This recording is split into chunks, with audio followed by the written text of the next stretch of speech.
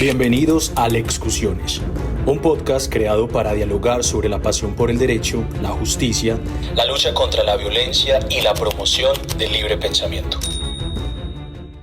Muy buenas tardes, bienvenidas a otro capítulo de Lexcusiones. Hoy nos acompaña la profesora Patricia Ciffer, quien es abogada de la Universidad de Buenos Aires, es doctora de la Universidad de Buenos Aires y actualmente docente de la Universidad de Buenos Aires. Doctora Patricia Ciffer, ¿cómo se encuentra? Muy bien, muchas gracias, le agradezco mucho la entrevista. Muchas gracias a usted por aceptar la invitación. Profesora, hemos tenido a lo largo de Latinoamérica una fuerte discusión frente a los mecanismos y teorías que ayudan a la tasación de la pena. Como tal, quisiera preguntarle qué modelo utiliza Argentina para la determinación de la pena. En Argentina tenemos un sistema que tiene algún parecido con el sistema alemán. Es un sistema en el que no tenemos agravantes y atenuantes previstas en la parte general, sino que es un sistema más bien discrecional, en el que el juez tiene que establecer como primer punto la graduación del ilícito y como segundo punto tiene que valorar aquellas cuestiones que tienen que ver con las necesidades de prevención especial a lo largo cómo se van a ejecutar durante la ejecución de la pena. Es decir, ese es básicamente el sistema. Es un sistema en el que no hay una pena ordinaria, es decir, si no hubiera agravantes y atenuantes, la pena la tiene que establecer el juez, es decir, no es que está establecida en la ley, y agravantes y atenuantes no están fijadas en forma taxativa, es decir, también las tiene que construir, inferir el aplicador del derecho. Usted anteriormente indicó que es un sistema discrecional. ¿Cuáles reglas o qué principios utiliza el sistema argentino para limitar esa discrecionalidad al juez? Sí, en principio, cuando uno dice que el sistema es discrecional, esto puede llevar a ciertos malentendidos. Es discrecional, lo cual no quiere decir que sea arbitrario. Al contrario, en principio, al ser discrecional, esto obliga en mayor medida al juez a establecer las motivaciones y establecer cuáles son los criterios que va a tomar en consideración. Básicamente, el nuestro es un sistema regido por el principio de culpabilidad, lo cual hace que el núcleo de la determinación de la pena vaya a ser la culpabilidad por el hecho. Y en la ponderación de la culpabilidad por el hecho, los criterios que se van a trasladar a la determinación de la pena son los mismos criterios que juegan al momento de la determinación del ilícito, al momento de la fijación del ilícito. Solo que en este momento lo que se va a hacer es establecer la cantidad, por ejemplo, si se trata de la existencia de un arma, bueno, qué clase de arma, cuál es la capacidad ofensiva del arma. Ese es un criterio que en la subsunción me alcanza con afirmar que un arma, en la determinación de la pena lo que voy a usar es un elemento cuantitativo vinculado con la mayor o menor ofensividad de esa arma.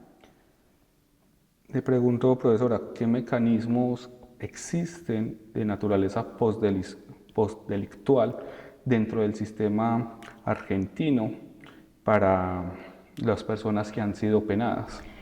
En el código como está redactado actualmente, todavía tenemos, para ciertos supuestos, tenemos una medida postdelictual de reclusión por tiempo indeterminado para los multireincidentes.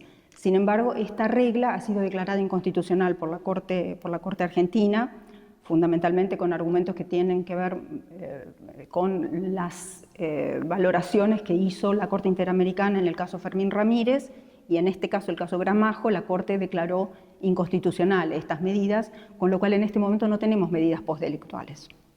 O sea, está en el código, pero no se aplica porque es considerada inconstitucional. Regresando a la segunda pregunta, profesora, quisiera conocer qué papel juega la distinción entre dolo y dolo eventual a la hora de hacer la determinación de la pena.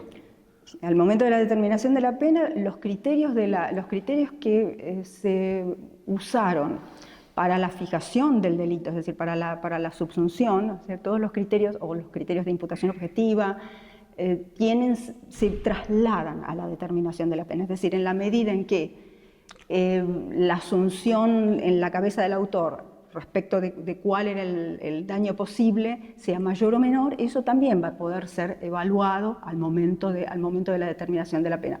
No solamente la distinción entre dolo y dolo eventual, sino todas las distinciones que hace la teoría del delito, las trasladamos, van a ser las herramientas principales para la graduación del ilícito.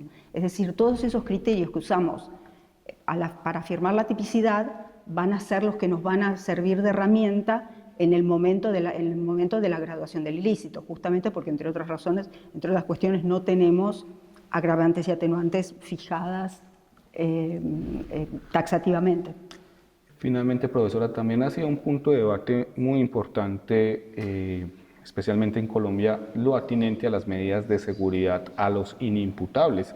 Quisiera preguntarle cuáles son esas medidas y cómo funcionan esas medidas de seguridad para inimputables en el sistema penal argentino.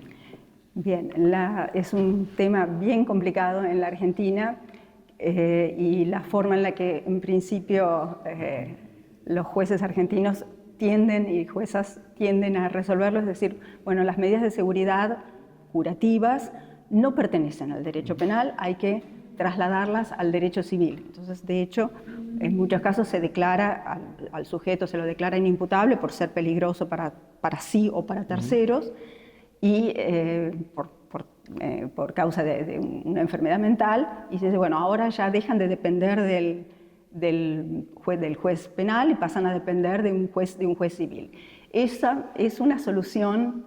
Y esta es la solución prácticamente dominante en este momento, es decir, las medidas de seguridad no son un tema del derecho penal.